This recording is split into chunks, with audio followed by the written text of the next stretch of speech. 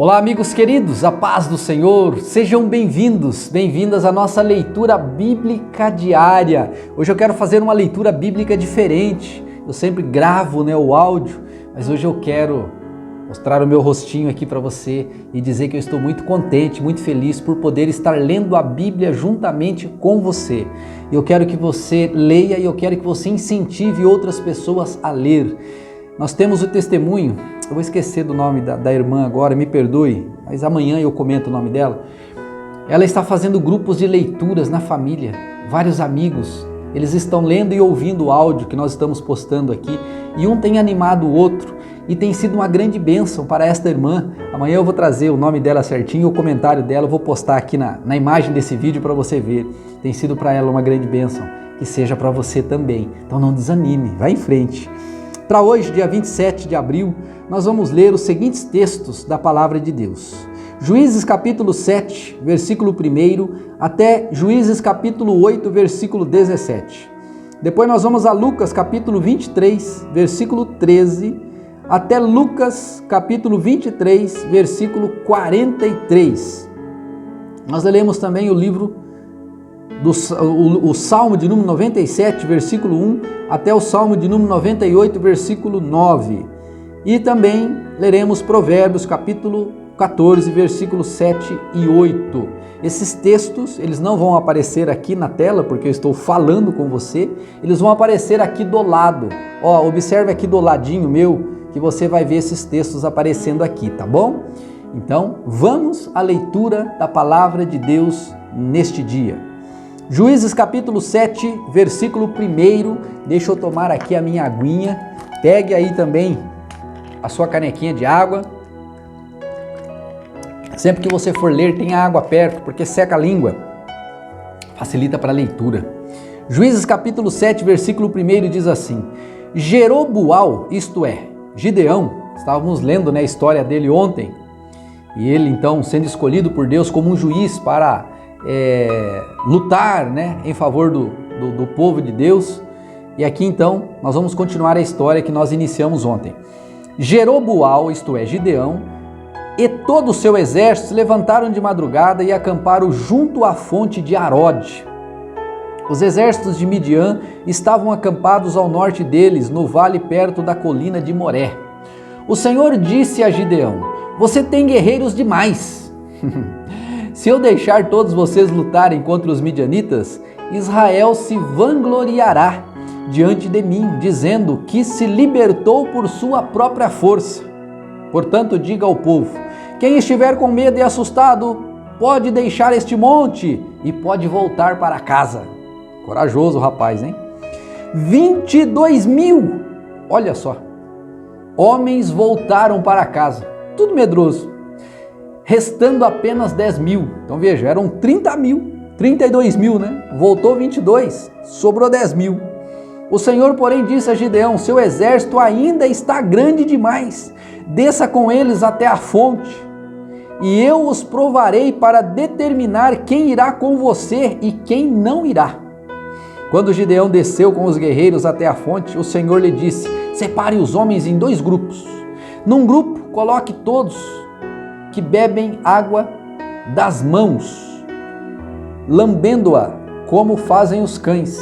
No outro grupo, coloque todos os que se ajoelham e põe a boca na água para beber. Ou seja, um vai beber na boca, na mão, como o cachorro não se ajoelhou, e o outro vai se ajoelhar e colocar a boca na água para beber.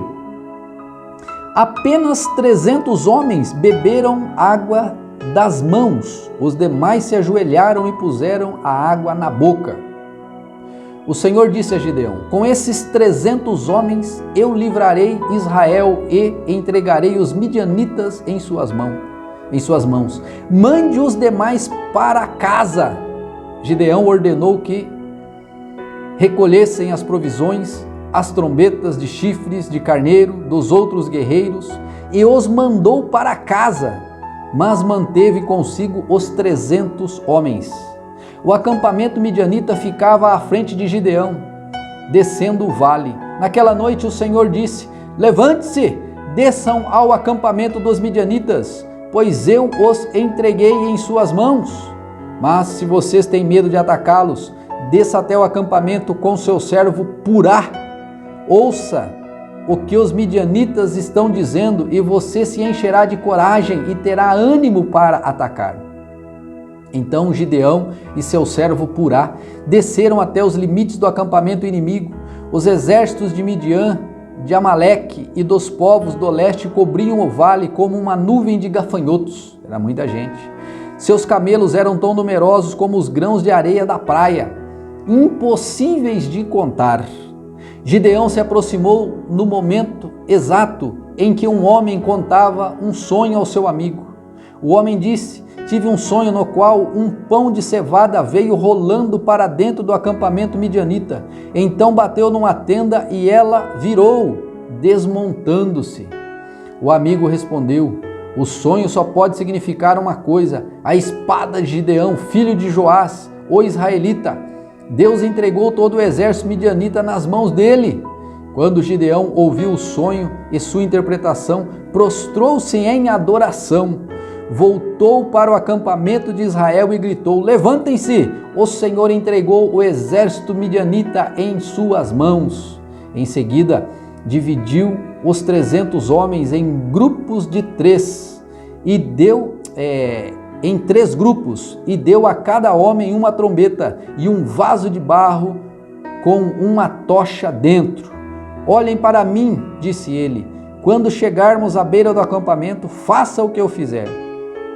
Assim que eu e todos os que estiverem comigo tocarmos nossas trombetas, toquem também as suas ao redor de todo o acampamento e gritem: pelo Senhor e por Gideão.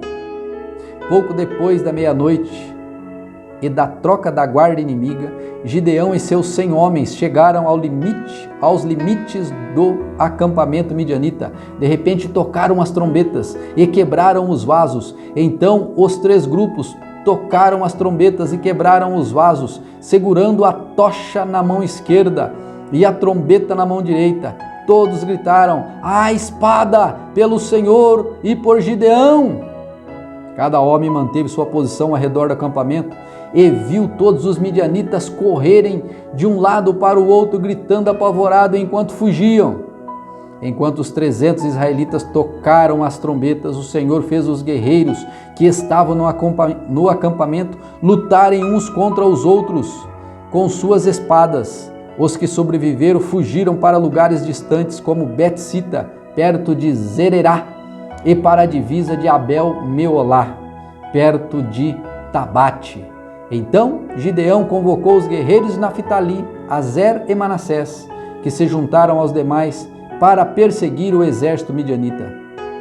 Gideão também enviou mensageiros a toda a região montanhosa de Efraim, dizendo: desçam e ataquem os midianitas. Não permita que eles cheguem aos pontos mais rasos da travessia do Jordão em Bet-Bará. Todos os homens de Efraim obedeceram, capturaram Oreb e Zeeb, os 2 comandantes midianitas, e mataram Oreb na rocha de Oreb e Zeeb na prensa de uvas de Zeeb. Depois continuaram a perseguir os midianitas. Por fim, levaram a cabeça de Oreb e de Zeeb para Gideão, que estava do outro lado do Jordão. Capítulo 8, versículo 1. Então os homens da tribo de Efraim perguntaram a Gideão: por que você nos tratou dessa forma? Por que não nos chamou para lutar com os midianitas? E o repreenderam duramente. Gideão, porém, respondeu: o que eu fiz em comparação com vocês? A sobra das uvas da colheita de Efraim não são as melhores de toda a colheita do pequeno clã de Abiezer? Deus entregou em suas mãos Oreb e Zeeb, os comandantes do exército midianita. O que eu fiz em comparação com isso? Quando ouviram a resposta de Gideão, a indignação dos homens de Efraim diminuiu. Então Gideão atravessou o rio Jordão com os 300 homens e, embora tivessem exaustos, continuaram a perseguir o inimigo. Quando chegaram a Sucote, Gideão pediu ao povo da cidade: por favor, deem um pouco de comida aos meus guerreiros. eles estão muito cansados. Estou perseguindo Zebá e Zalmuna, reis de Midian.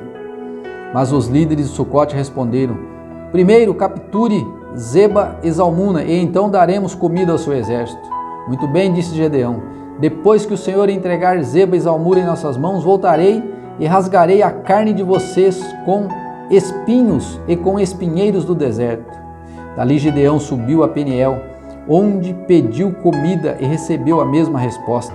Disse ele ao povo de Peniel: quando eu voltar vitorioso, derrubarei esta torre. A esta altura, Zeba e Zalmuna estavam em Carcor, com cerca de 15 mil guerreiros. Era tudo o que restava dos exércitos aliados do leste, pois 120 mil já tinham sido mortos. Olha só, 120 mil com 15, 135 mil homens, 300 homens, ganhou de toda essa gente. Era Deus que estava com Gideão. Versículo 11. Gideão subiu pela rota das caravanas a leste de Noba e Jogue-Beá e atacou de surpresa o exército midianita. Zeba e Zalmuna, os dois reis midianitas, fugiram, mas Gideão os perseguiu e os capturou, derrotando seu exército. Gideão, filho de Joás, voltou da batalha pelo desfiladeiro de Heres. Ali capturou um jovem de Sucote e exigiu que ele escrevesse o nome dos 77 oficiais e autoridades da cidade. Então Gideão retornou a Sucote e disse ao povo: aqui estão Zeba e Zalmuna. Quando estivemos aqui antes, vocês zombaram de mim e disseram: primeiro capture Zeba e Zalmuna, e então daremos comida aos seus guerreiros exaustos. Gideão prendeu as autoridades da cidade e os castigou com espinhos e espinheiros do deserto. Também derrubou a torre de Peniel e matou os homens da cidade. Lucas capítulo 23, versículo 13, diz assim: então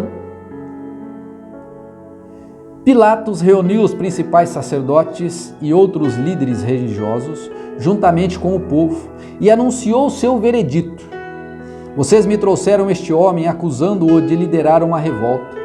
Eu interroguei minuciosamente a esse respeito na presença de vocês e vejo que não há nada nele que eu o condene. Herodes chegou à mesma conclusão e enviou-o de volta a nós. Nada do que ele fez merece uma pena de morte. Portanto, ordenarei que seja açoitado e o soltarei. Era necessário libertar-lhes um prisioneiro durante a festa da Páscoa. Um grande clamor se levantou da multidão e, a uma só voz, gritaram: mate-o, solte-nos Barrabás. Esse Barrabás estava preso por ter participado de uma revolta em Jerusalém contra o governo e ter cometido assassinato. Pilatos discutiu com eles, pois desejava soltar Jesus. Eles, porém, continuaram gritando: crucifique-o, crucifique-o. Pela terceira vez ele perguntou: por quê? Que crime ele cometeu? Não encontrei motivo para condená-lo à morte. Portanto, ordenarei que seja açoitado e o soltarei. A multidão gritava cada vez mais alto, exigindo que Jesus fosse crucificado, e seu clamor prevaleceu. Então Pilatos condenou Jesus à morte conforme exigiam. A pedido deles, libertou Barrabás, o homem preso por revolta e assassinato. Depois, entregou-lhes Jesus para fazerem com ele o que quisessem. Enquanto levavam Jesus, um homem chamado Simão de Cirene vinha do campo. Os soldados o agarraram, puseram a cruz sobre ele e o obrigaram a carregá-la atrás de Jesus. Uma grande multidão os seguia, incluindo muitas mulheres aflitas que choravam por ele. Versículo 28. Mas Jesus, dirigindo-se a elas, disse: filhas de Jerusalém, não chorem por mim, chorem por si mesmas e por seus filhos, pois estão chegando os dias em que dirão: felizes as mulheres que nunca tiveram filhos e os seios que nunca amamentaram. Suplicarão aos montes: caiam sobre nós, e pedirão às colinas: soterrem-nos. Pois se fazem essas coisas com a árvore verde, o que acontecerá com a árvore seca? 2 outros homens, ambos criminosos, foram levados com ele a fim de também serem executados.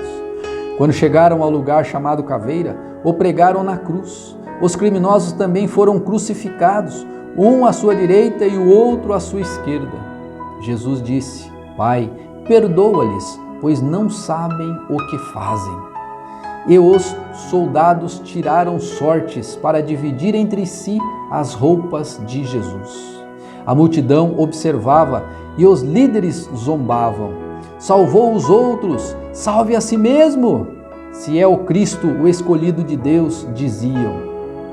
Os soldados também zombavam dele, oferecendo-lhe vinagre para beber. Diziam: se você é o rei dos judeus, salve a si mesmo. Uma tabuleta presa acima dele dizia: este é o rei dos judeus. Um dos criminosos pendurado ao lado dele zombava: então você é o Cristo? Salva a si mesmo e também a nós. Mas o outro criminoso repreendeu: você não teme a Deus, nem mesmo ao ser condenado à morte? Nós merecemos morrer por nossos crimes, mas este homem não cometeu mal algum. Então ele disse: Jesus, lembre-se de mim quando vier no teu reino. E Jesus lhe respondeu: eu lhe asseguro que hoje você estará comigo no paraíso. Amanhã continuaremos essa história, que é a história do sacrifício de Jesus por mim e por você. Jesus te ama, e porque Ele te amou, Ele te ama, Ele enfrentou a cruz para que eu e você pudéssemos receber perdão. Salmo de número 97, versículo 1 diz assim: o Senhor reina, alegre-se a terra, exultem os litorais mais distantes. Nuvens escuras o cercam, justiça e retidão são a base de seu trono. Fogo se espalha adiante dele, queimando todos os seus inimigos. Seus relâmpagos iluminam o mundo, a terra os vê e estremece. Os montes se derretem como cera diante do Senhor de toda a terra. Os céus proclamam a sua justiça, todos os povos veem a sua glória. Sejam envergonhados os que adoram ídolos, os que contam vantagens de seus deuses inúteis, pois todos os deuses se prostram diante dele. Sião ouviu e se alegrou, e todas as cidades de Judá exultam por causa da tua justiça, ó Senhor. Pois tu, Senhor, és supremo sobre toda a terra. És exaltado muito acima de todos os deuses. Vejam, vocês que amam o Senhor, odeiem o mal. Ele protege a vida de vocês que são fiéis e os resgata da mão dos perversos. A luz brilha sobre os justos e a alegria sobre os que têm coração íntegro. Alegrem-se no Senhor, todos os justos, e louvem-no no seu santo monte. Salmo de número 98 diz assim: cantem ao Senhor um cântico novo, pois Ele fez maravilhas. A sua mão direita e seu braço santo conquistará a vitória. O Senhor anunciou seu poder de salvar e revelou sua justiça às nações. Lembrou-se de seu amor e fidelidade a Israel. Os confins da terra viram a vitória do nosso Deus. Aclamem ao Senhor todos os habitantes da terra. Louvem-no em alta voz com alegres cânticos. Cantem louvores ao Senhor com harpa. Cantem com harpa e cantem também cânticos harmoniosos com trombetas e ao som de cornetas. Escute, exultem e cantem diante do Senhor, o Rei. Deem gritos de louvor, o mar e tudo que nele há, a terra também e todos os seus seres vivos. Os rios batam palmas, os montes cantem de alegria diante do Senhor, pois ele vem julgar a terra. Julgará o mundo com justiça e as nações com imparcialidade. Esse dia está próximo. É melhor estar do lado do Senhor, não quero estar do outro lado. Provérbios capítulos 14, versículos 7 e também o 8 dizem assim: afaste-se do tolo, pois em seus lábios não achará conhecimento. O prudente sabe para onde vai, mas o insensato engana a si mesmo. Esta é a palavra de Deus, que ela possa ter falado ao seu coração nesta data e que você possa ter sido abençoado por ela. Lembre de compartilhar, lembre de deixar o seu like, o seu joinha e lembre de se inscrever aqui embaixo no canal para junto com a gente ler todos os dias. Também há um post lá no meu Instagram com os textos desta leitura, tá bom? Vá lá e acompanhe. Que Deus te abençoe em nome de Jesus e até amanhã na nossa próxima leitura. Fique com Deus.